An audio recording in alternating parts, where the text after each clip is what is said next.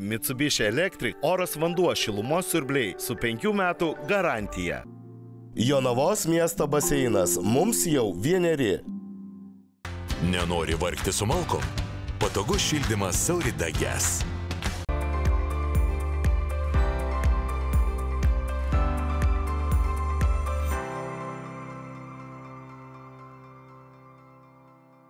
Labas rytas, su jumis sveikinasi laida Statybų gidas. Visi, kas planuoja statyti arba įsigyti nekilnojamąjį turtą, turėtų atsiminti architektų ir vystytojų auksinę taisyklę. Vieta, vieta ir dar kartą vieta. Būtent nuo jos prasideda ir paieškos, ir statybos. Tačiau kartais ta vieta vietai yra nelygi, nes pavyzdžiui vasarą arba gražų rudenį ta vieta atrodo fantastiškai graži, o pažliugusi pavasarį arba žiemą ta vieta gali tapti tikrai brangiai kainuojančių galvos skausmu. Vieta, vieta ir dar kartą vieta. Ši auksinė taisyklė aktuali visiems – ir statytojams, ir pirkėjams, ir pardavėjams. Ir nors vieta ta pati, skirtingais metų laikais ji gali atrodyti skirtingai.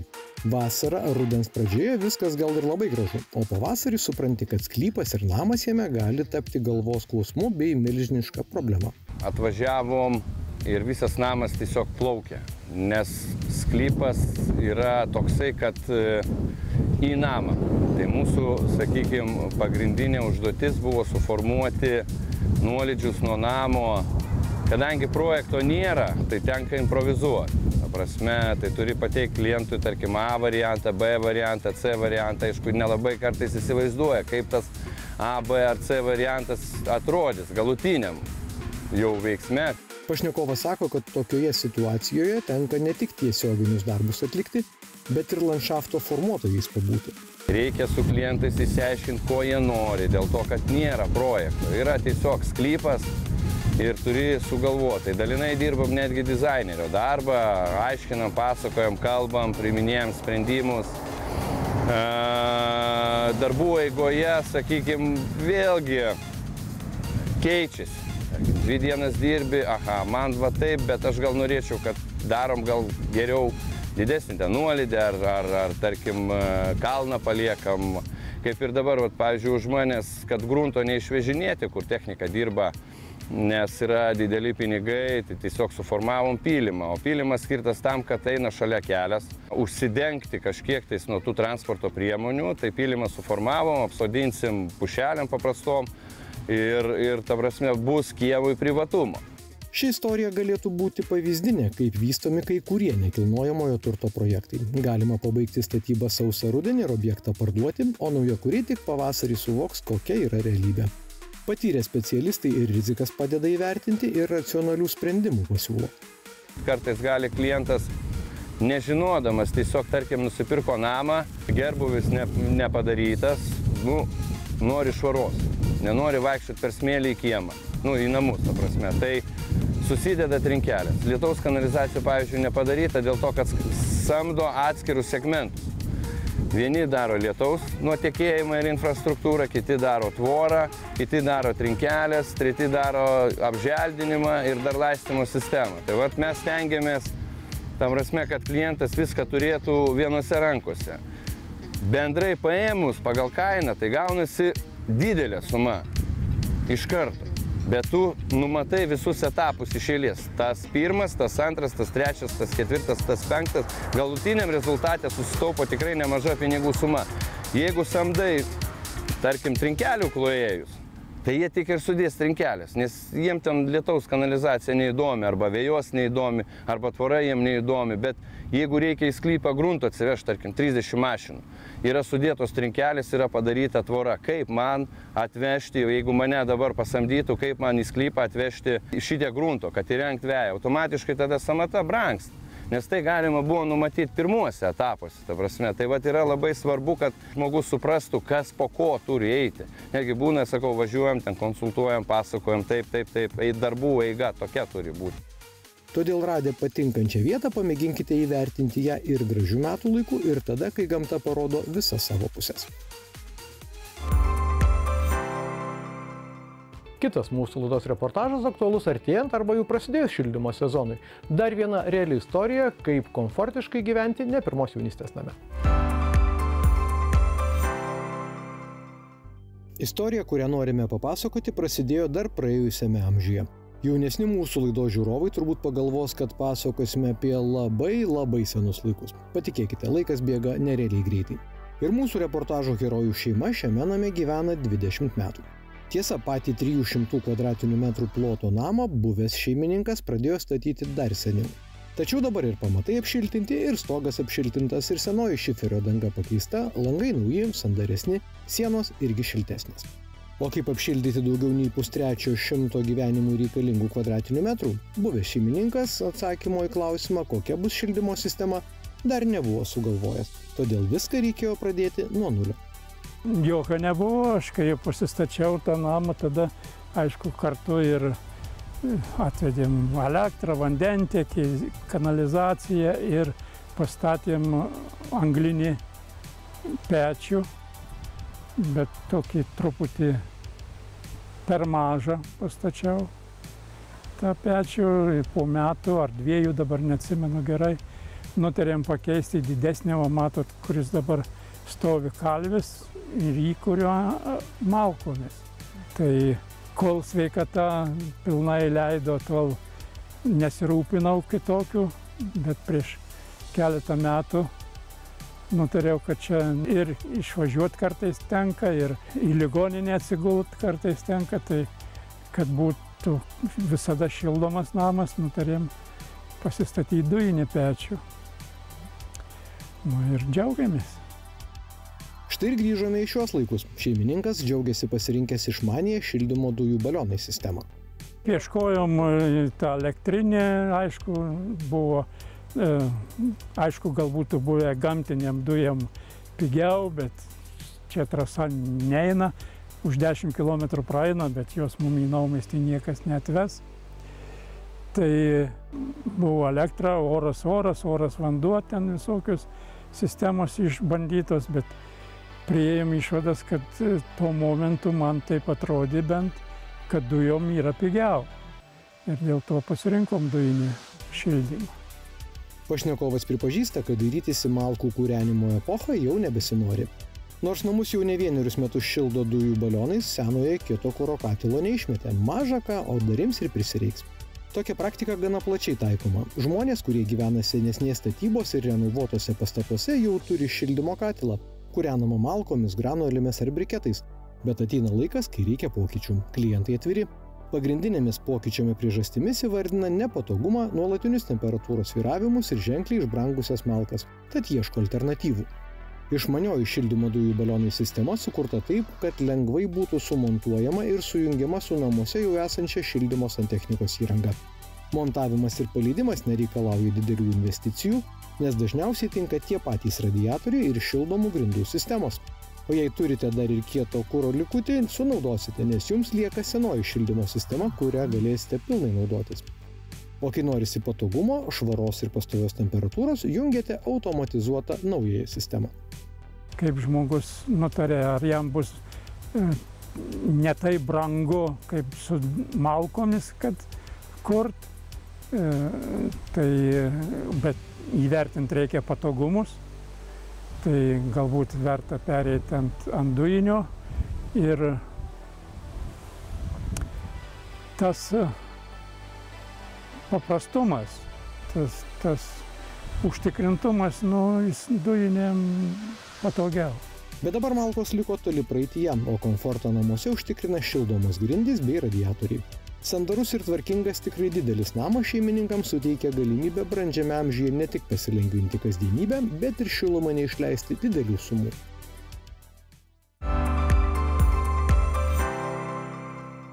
Dabar trumpa reklamos pertraukėlė. Neperjunkite kanalo, statybų gidas pas jūs sugrįš po kelių minučių. Mitsubishi Electric oras vanduo šilumos siurbliai su 5 metų garantija. Jonavos miesto baseinas. Mums jau 1. Nenori vargti su malkom? Patogus šildymas Saurida Gas. Mitsubishi Electric oras vanduo šilumos siurbliai su 5 metų garantija. Jonavos miesto baseinas. Mums jau 1. Nenori vargti su malkom? Patogus šildymas Saurida Gas. Sveiki sugrįžę po reklamos. Čia laida Statybų gidas ir mes siūlome sugrįžti į sostinėje vykusią parodą Supernamai. Pasižvalgykime po jos stendus ir pasižiūrėkime į šio rudens naujienas. Supernamuose tikrai turi būti įrangos, kuri palengvina kasdienybę. Todėl parodos lankytojai gerokai ilgiau užtrukdavo prie stendų, kuriuose galima buvo pamatyti ir įsigyti madingų ir praktiškų daiktų. Mūsų karšto oro gruzintuvio asortimentą papildė įvairiausias karšto oro gruzintuvės. Akcentuočiau jų būtent spalvinę gamą, baltos, juodos, pilkos, labai paprastas paviršius prižiūrėjimui. Ir dar vienas labai svarbus aspektas tai, kad karšto oro gruzintuvių išorėje yra įmontuotas stiklinis paviršius, per kurį jūs galite matyti visą veiksmą viduje. Tai reiškia, kad nereikia jums atidaryti vidaus, kad matyti visą kepimo procesą. O su karšto oro gruzintuvėmis galite daug ką nuveikti. Tai gamintis ir pusryčius, ir pietus, ir vakarienę, visas kepimo procesas taip pat kaip ir orkaitėje, tik tai sutaupote žymiai mažiau laiko. O ir priežiūros nuolatinio žvilgčiojimo, kad sveikai gaminamas maistas neperkeptų, nereikia. Kaip bebūtų keista, keistai skambėtų, tai labai paprastas procesas. Jūs užsimarinuojate mėsytę, susipreskanuojate daržovės ir paprasčiausiai sudedate į šį prietaisą. O visą darbą atlieka jis. Ir tikrai labai paprasta naudoti tame, kad apversti nereikia. Procesas vyksta savaime, karšto oro gruzintuvė padaro visą darbą. Be kavos savo kasdienybės irgi nebeįsivaizduojame. Mūsų naujieji Zilė automatiniai kavos aparatai pasižymi būtent kompaktiškumu. Jūs minėjote apie kompaktiškumą, tai reiškia, kad bet koks klientas, bet kokio dydžio virtuvėje gali rasti šiam kavos aparatui vietą. Beje, tai pirmieji mūsų šalyje parduodami kapsuliniai aparatai, kurie turi ir maltos kavos naudojimo funkciją. Tradiciniai dulkių siurbliai ir siurbliai robotai jau tapo kasdienybė, tačiau šie įrenginiai irgi tobulėja. Mūsų siurblių asortimentą papildė labai plati įvairovė įvairiausių siurblių, ir plaunančių, ir sausai siurbiančių. Jų kaip ir buvo, bet visada norisi kažko naujo, kažko ištobulinto, tai šiai dienai mes tikrai galime tai pasiūlyti. Vienas iš jų tai yra plaunantis siurblys. Tobulumas jame yra tame, kad jums nieko nereikia daryti, tik spustelti vieną mygtuką ir jis visą darbą padaro už jūs. Bet padaro taip, kad kartoti papildomai valymo nereikės. Vienas praėjimas ir namai švarūs.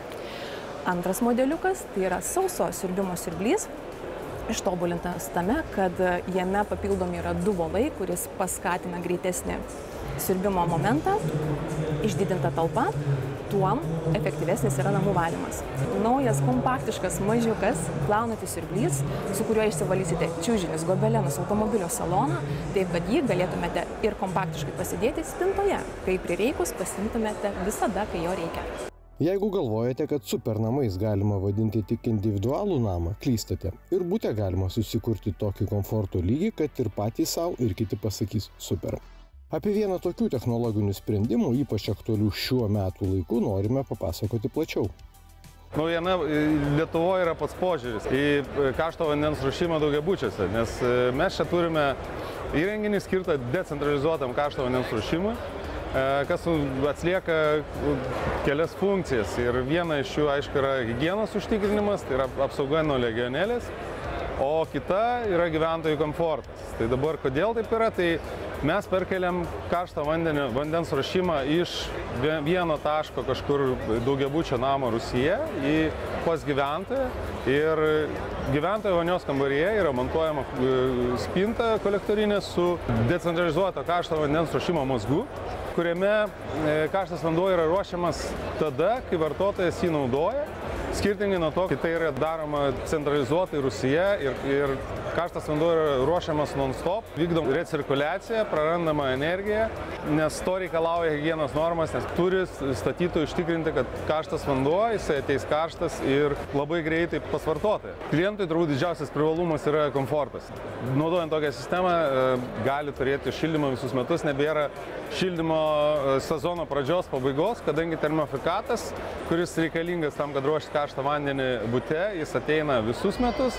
Tai reiškia, kad nukritus temperatūrai bute, ir aišku, jeigu yra sumontuota ir temperatūros valdymo automatika, jeigu grynis šildymas su davikliais, tai tokiu atveju automatiškai pasileidžia šildymo sistema ir Rudens pradžioje, kai dar visi skundžiasi, rašo laikraščiai, kaip čia, kada čia pradėsim šildyti, nepradėsim, jūs jau turite šiltą butą, neturite drėgmės, nereikia statyti papildomai kažkokių galbūt kondicionierių ar židinių.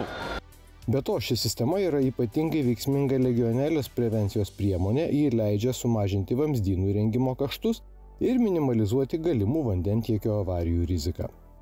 Ruduo ir žiema yra tas metų laikas, kai šviesos labai pasiilgstame. Todėl tinkamas apšvietimas namuose gali tamsųjų kalendoriaus etapą prašviesinti tiesioginę prasme. Laikui bėgant, jeigu paimtume 10-15 metų atgal, tai pagrindinis akcentas buvo ekonomiškumas, vėliau atsirado ekologiškumas, dabar, sakykime, tvarumas yra tokie kaip ir dalykai ir žinoma, mes bandom siūlyti produktus, kurie yra ilgamžiškesni tam, kad kuo mažiau keistusi tie visi produktai, kad kuo mažiau būtų išmetama jų ir aišku, ilgamžiškumas yra vienas iš tų pagrindinių dalykų, bet atėjus tam tikrai ribai, kur kažkokių naujų technologijų nebeatsiranda per daug, tai žinoma, žmonės pradeda kreipti dėmesį į tam tikrus dekoratyvinius dalykus. Jos domina lempos, kurios galbūt ne tiek yra kaip šviesos šaltinis, bet daugiau kaip dekoras namų, kai šviestuvas tampa jau nebe šviesos, kaip sakant, tiekėjas, bet yra grožio skleidėjas. Tai matom tikrai didelės tendencijas šioje srityje. Kitas dalykas, kas, sakykime, ilgą laiką buvo kaip vėlgi tas vadinamas trendas, tai yra žmonės rinkosi ledinius šviestuvus. Tai matom, kad dabar jie grįžta prie tų tradicinių šviestuvų su įsukomomis lemputėmis ir nori patys rinktis tą šviesos šaltinį, ką įsuka būtent į tą lempą, į šviestuvą. Tai šitoje vietoje galbūt ir mūsų stendai irgi pristatom tos sprendimus, kurie leidžia vartotojui pačiam apsispręsti, ko jisai nori. Ir mes sakom, kad net ir paprastas šviestuvas su įsukamu cokoliu gali būti išmanus. Nes žmonės galvoja, kad išmanus gali būti tik tai su LED moduliu integruotu, bet ne, yra išmani lemputė, kurią jūs įsuksite bet kurį tradicinį šviestuvą, ar tai būtų dekoratyvinis, bet kokio stiliaus ar modernus, nesvarbu, jis irgi gali būti išmanus. Tai mes link to ir lenkiame. Be abejo, norisi, kad mūsų gyvenime atsirastų super dalykų bei super sprendimų, leidžiančių kokybiškai išnaudoti poilsio laiką. Artėja žiema, tai turbūt pats geriausias laikas apie tai pagalvoti ir pati puikiausia proga, manau, įsigyti pripučiamą baseiną. Pagrindinis turbūt privalumas yra kaina, kadangi už pakankamai nedidelę kainą galite gauti visus masažinio baseino teikiamus privalumus. Tai šiltas vanduo, masažas, jūs puikiai atpalaiduos po sunkios darbo dienos ar savaitgalį su draugais galėsite puikiai praleisti laiką. Kitas dalykas yra jo mobilumas, tai kad labai nesudėtingai galite jį supakuoti, transportuoti ir esant, tarkim, turint sodyboje šį daiktą, pasinaudoję savaitgalį, po savaitgalio galite nesudėtingai jį supakuoti ir sekantį savaitgalį atvykę vėl jį prisipūsti ir pasinaudoti. Galima jį naudoti ir viso sezono metu, jo nesupakuojant realiai, jisai pašildo vandenį iki netgi 40 laipsnių, tad net ir vėsesniais vakarais ar vėlyvesnį rudenį ar ankstyvą pavasarį puikiai galėsite mėgautis jo teikiamais malonumais. Mes atsisveikiname su tradicinė paroda vykusia Vilniuje ir primename, kad kitą savaitgalį super namų paroda pirmą sykį vyks Klaipėdoje.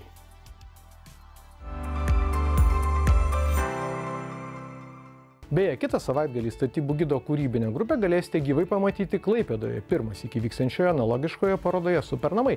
Tai visiems sakome iki pasimatymo gyvai, o visiems kitiems iki susitikimo po 7 dienų TV6 eteryje. Visas laidas galite rasti tv3play.lt platformoje arba mūsų laidos YouTube paskyroje. Iki susitikimo.